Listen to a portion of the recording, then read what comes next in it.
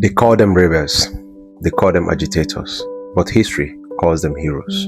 In a land where oil flowed like blood and justice was sold for silence. 9 men dared to speak. 9 men whose voice shook the throne of greed. This is the story of the Ogoni Nine, the men who died so their land could live. Before the world knew the name Ogoni, it knew their land, rich in crude oil, deep in culture, and heavy with pain. For decades, the Niger Delta had been drilled, polluted, and stripped bare.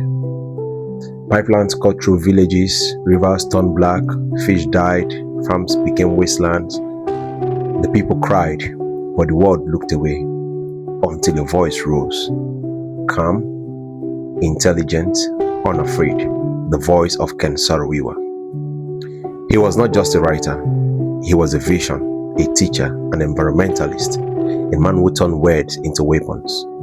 Through the movement for the survival of the Ogoni people, Mosop, Ken Saro-Wiwa united the clans, Kana, Gokana, Tai, and Eleme, under one banner, justice and survival. He spoke of poisoned water and dying crops.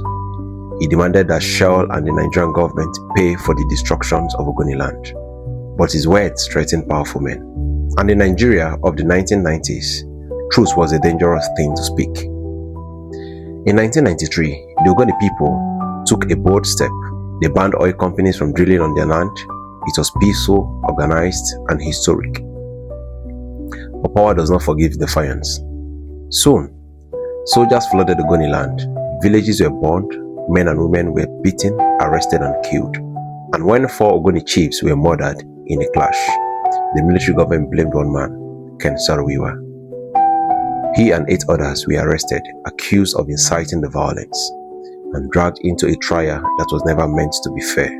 They called it a tribunal, but it was a theater of fear. Witnesses were bribed. Evidence was fabricated. The world cried foul. But General Sani Abacha's regime had already decided their fate. Ken Saro-Wiwa stood in court, not as a criminal, but as a symbol. And when the judge asked for his final words, he said, "The time will come when this nation will realize that the killing of the Ogoni Nine was a turning point in their history." November 10, 1995, at dawn, inside Port Harcourt prison, 9 men were led out, one after another. No family, no lawyers, no mercy. Their names were Ken Saro-Wiwa, Baribo Bera, Saturday Dobe, Nordu Eawo, Daniel Boko, Paul Levera, Felix Nwate, Barinem Kilbel, John Quinen. They were hanged, one by one. And when the last body fell, a silence swept through the delta, a silence heavy enough to break the sky. The world was shocked. Nigeria was suspended from the Commonwealth. Protests erupted across continents. But for the Ogoni, the damage was done. Their heroes were gone. Their rivers were black. Their justice denied.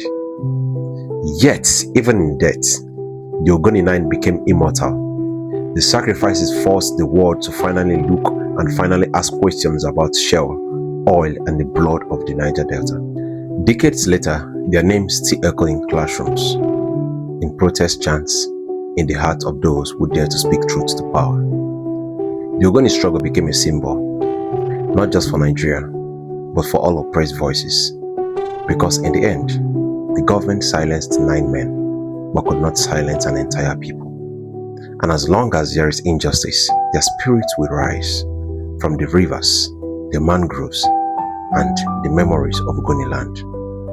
Welcome to the Free Horizon, where we remember those the world tried to forget and keep their stories alive, one truth at a time. If this is your first time coming across my video, hit the subscription button, follow, comment, like, and share. I have more untold histories of Africa for you. See you in my next video. Thank you.